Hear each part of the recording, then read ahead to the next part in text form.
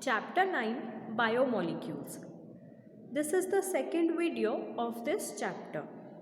In the previous video, we were discussing about biomolecules, what are biomolecules, their location, their functions, and their types. We divided biomolecules into two major categories according to their molecular weight: microbiomolecules and macrobiomolecules. Now we are studying macrobiomolecules separately. The macrobiomolecule that we have already studied in the previous video is carbohydrate. Carbohydrates को हम polysaccharide भी बोलते हैं.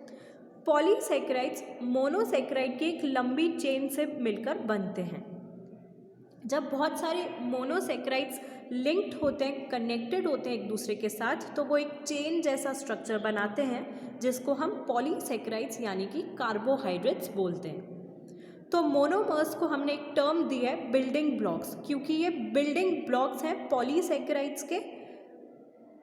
Carbohydrates को हमने दो categories में divide किया, होमोपॉलीसेकेराइड और हेटेरोपॉलीसेकेराइड. होमोपॉलीसेकेराइड में स्टार्च, ग्लाइकोजन और सेल्यूलोज जैसे मटेरियल आए, और हेटेरोपॉलीसेकेराइड में काइटिन, सुक्रोज और लैक्टोज जैसी चीज़ें आई जो कि प्लाज्मा मेम्ब्रेन और एक्सोस्केलेटल बनाने में भी काम करते हैं कुछ ऑर्गेनिजम्स में. Now, starch is present in plants as storehouse of energy. It forms helical structures.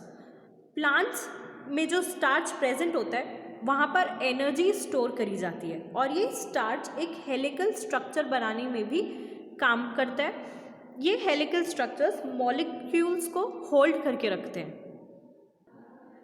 Cellulose molecules जो होते हैं उनमें ग्लूकोज मॉलिक्यूल्स प्रेजेंट होते हैं, एक दूसरे के साथ कनेक्टेड होते हैं ये लिंकेज से. उस लिंकेज को हम बोलते हैं 1/4 बीटा लिंकेज, और ये अर्थ पर मिलने वाले सबसे ज़्यादा ऑर्गेनिक मॉलिक्यूल्स होते हैं.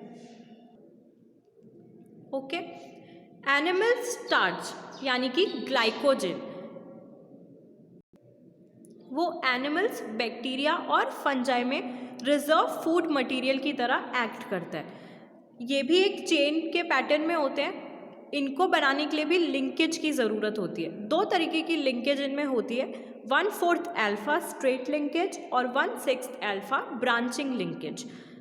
1/4 स्टेट पैटर्न में होती है और 1/6 ब्रांचेस के फॉर्म में होती है. इन सबको डिटेल में हम प्रीवियस वीडियो में ऑलरेडी स्टडी कर चुके हैं. अब इस वीडियो में हम प्रोटीन्स से स्टार्ट करेंगे. प्रोटीन्स भी मैक्रोमोलिक्यूल्स होते हैं कार्बोहाइड्रेट्स की तरह. प्रोटीन को स्टडी किया था सबसे पहले मल्डर ने, लेकिन टर्म जो है प्रोटीन वो दी थी बल्जेरियस ने. प्रोटीन्स में भी पॉलीपेप्टाइड की चेन होती है जो कि पेप्टाइड बॉन्ड्स से बनती है, और ये पेप्टाइड बॉन्ड्स अमीनो एसिड से बनते हैं. Okay, so polypeptide formed by peptide bonds made up of amino acids. Board पर 3 अमाइनो एसिड्स के स्ट्रक्चर्स हैं, ग्लाइसिन, अलाइनिन और सेरीन. प्रोटीन्स पॉलीपेप्टाइड की कितनी चेन से बने हैं इसके बेसिस पे हम प्रोटीन्स को डिवाइड कर सकते हैं दो कैटेगरीज में, मोनोमेरिक और मल्टीमेरिक.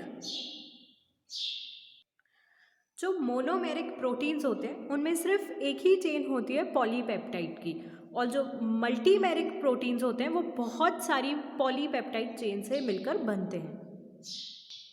मोनोमेरिक प्रोटीन्स के एग्जाम्पल्स हैं लाइसोजाइम और मायोग्लोबिन.